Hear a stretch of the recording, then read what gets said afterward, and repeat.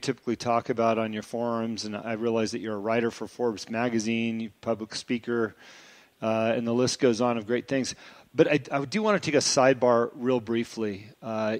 Most of my listeners are in the United States, and I think oftentimes we take it for granted of the opportunities that we have here. And I haven't asked this of any of my foreign guests or people that moved from somewhere else and are now citizens here, but what are some of the highlights of being in the United States and being in business here that you can compare to, like where you came from in England? So, yeah, that was a great question. Growing up in England, the mindset is very, very different compared to here. I'm in Beverly Hills, so it's beautiful, the sun's shining every day. And I'm fortunate enough to surround myself with some very successful people and like-minded people. So what I've found is in America, or at least in my little silo that I've created, my network, it's very forward-thinking. It's very collaborative. We all try to help each other, and personal development is huge here. Whereas that wasn't the case in England as I was growing up. I had some fantastic friends, and that was all great. But from a business perspective and a development standpoint, it's just night and day difference in terms of people wanting to progress, kind of coming over here and realizing the American dream. And that is absolutely 1,000% a real thing. If you've got the work ethic, the drive, the commitment, and a level of skill, you can definitely make it here. So some of the clients that I work with, just like me, they're immigrants here, and some of them were even first-generation immigrants that didn't even speak English and have gone on to build multi-million-dollar businesses and generational wealth as well. And that inspires me as well, because I came from England, which is obviously English-speaking, and it was very smooth in my transition, but then to see other people do it who didn't speak English or didn't come over here with a big corporate company with a nice relocation package and kind of struggled a lot harder process than what I went through. Like, don't get me wrong, it's difficult to relocate and start afresh from day one, leaving your friends and family. But if you have the desire, the will, and the commitment, it's definitely more possible here than I would say anywhere else in the world. You bring up an interesting point. You talk about settling in Beverly Hills, and the sun is shining every day, and you're probably given a Bentley when you buy your house there. It comes with the territory. Are we as Americans, do you think, are we just missing the fact that we have such a great opportunity? Because when I spend time in Beverly Hills, in some of these more affluent areas, I spend a lot of time in Newport Beach, it seems like there's a lot of foreigners that are business owners and entrepreneurs.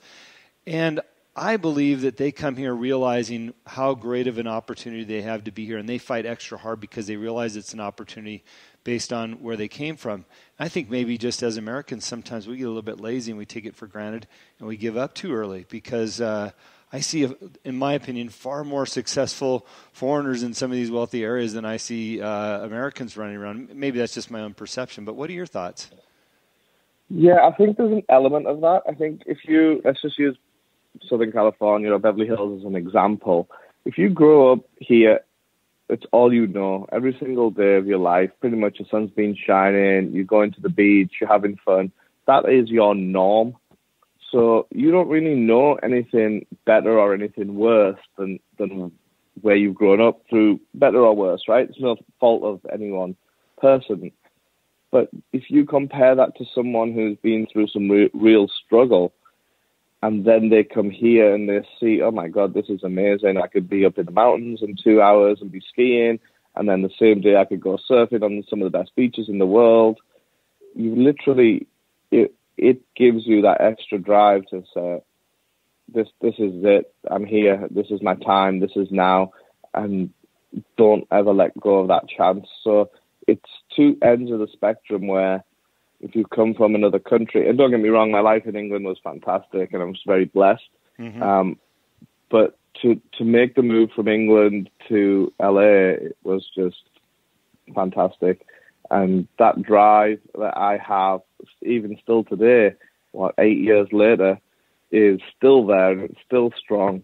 And compared to some of my friends that are born and raised here, yeah, I think they don't see how beautiful it is here and how blessed people are to actually be here, because they're just used to it. Their baseline was set a lot higher than what mine initially was. Mm-hmm. Interesting. Well, I appreciate that diversion. I want to switch over to adding some value to our listeners that maybe they are in the process of pursuing their dreams and or their passion, being an entrepreneur or running a business or taking a job that might have been out of their comfort zone.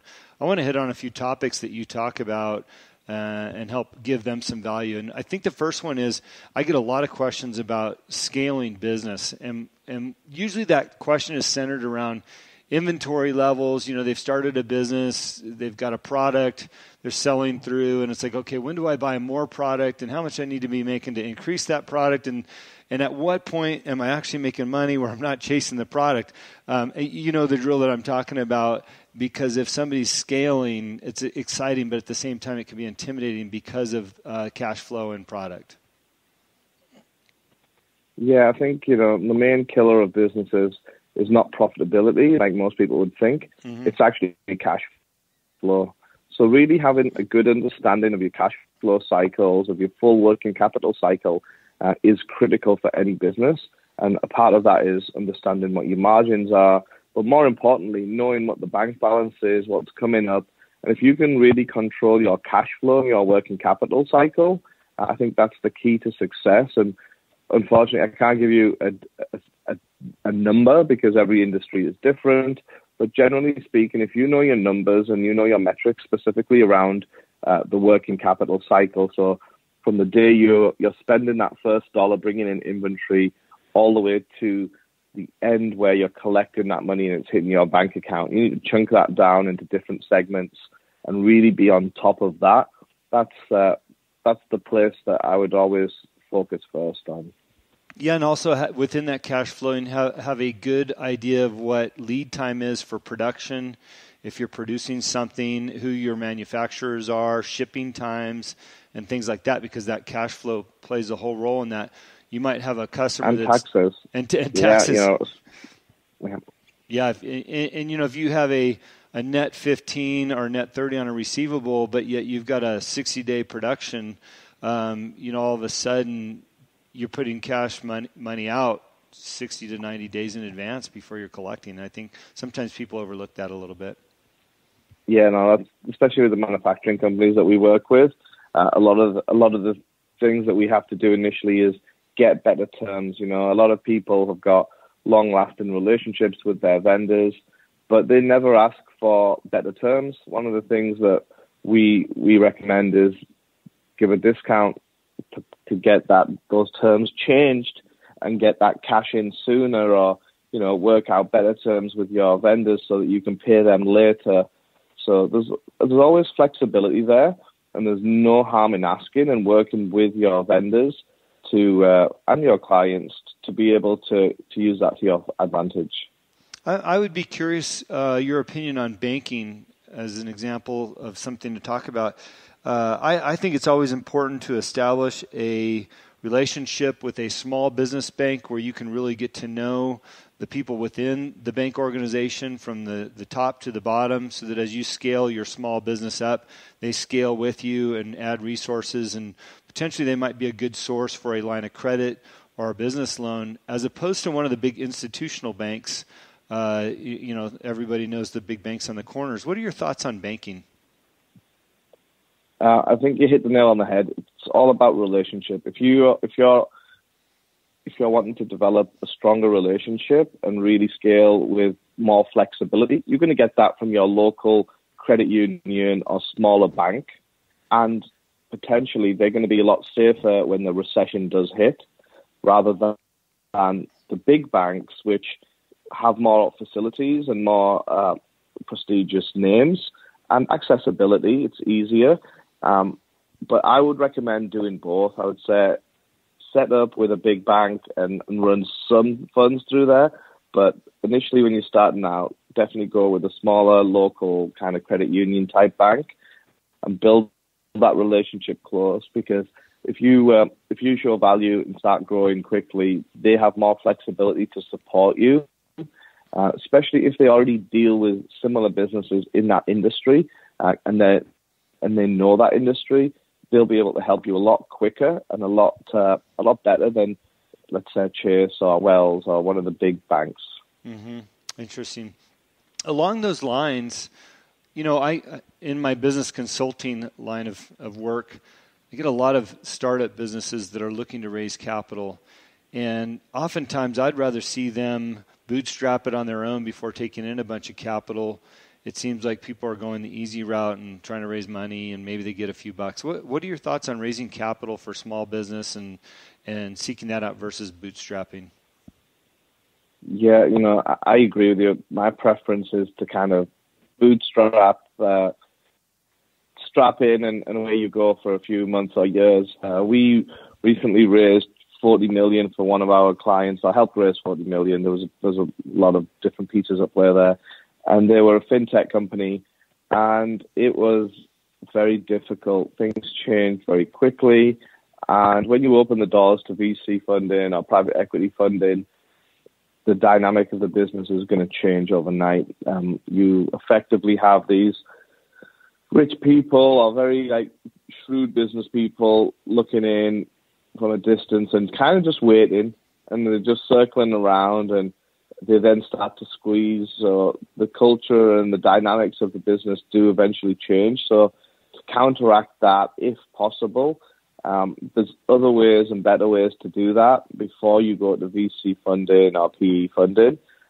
You could take debt. You could take out a business loan. It's so cheap to borrow money right now that would always be my go-to default, rather than give away equity in your business and kind of just stick it out, build more structure, and just get to that next level. Yeah. Your thoughts, if somebody did want to go that route, and I think that's the best route because the more you can hang on to, the better. If they did want to go that route, what are some of the things that they should be really solid on to seek an approval from a bank for a loan, whether it's just for inventory or to build their business? What are some of the key points banks are looking at? Yeah, so depending again size and the amount of the loan, you may have to get audited financials or reviewed financials, which boils back to knowing your numbers, because ultimately whoever's going to give you money, whether it's VCs or banks, the only real concern that they have is that you are able to pay them back. Mm-hmm. So you've got to kind of demonstrate that level of, hey, we have our stuff together here. We know exactly what's going on. This is our growth. This is our churn. These are our numbers. And explain that and kind of sell it to the bank or to the VC firm to say that you're going to be around for the long term and you're not just a one-trick pony and riding a wave of some sort, and that you're a sustainable business. Yeah, I love it. Yeah, I really appreciate these sidebars of advice. I want to give you the opportunity to talk a little bit about what you're doing within your own business. I know on your signature of your emails, you talk about Together CFO, and you've got some speaking and you've got your own podcast and things. You want to talk about that a little bit? Because I think you bring a tremendous amount of value to these entrepreneurs that are listening to the show. Yeah, so thank you for the opportunity. Together CFO is really an outsourced CFO company. What we do is we help business owners scale their business to the next level. So once they hit a plateau and the team that's going to get you from 0 to 3 million or 0 to 5 million, wherever you hit your plateau, is not the team that's going to take you then from that number to 2x or 3x of that. So that's the point at which we come in, usually at the 1 to 2 plus million range. And we help CEOs really understand what's going on with the numbers side of their business, and more importantly, tax optimization. So we come up with very creative tax structures that allow businesses to optimize paying on things that they just overpay on, generally speaking. So we deep dive into that. And then on the business side, on the day-to-day, monthly side, we're looking at the financials. We're building out scoreboards, and then we're reading the scoreboards, interpreting them, matching them up with the goals and the visions of the owners. And then we implement in strategies. We don't just leave it at, hey, these are your numbers, away you go. We actually get into the numbers and help change the systems and processes and improve them so everything is in line with what the owner of the business is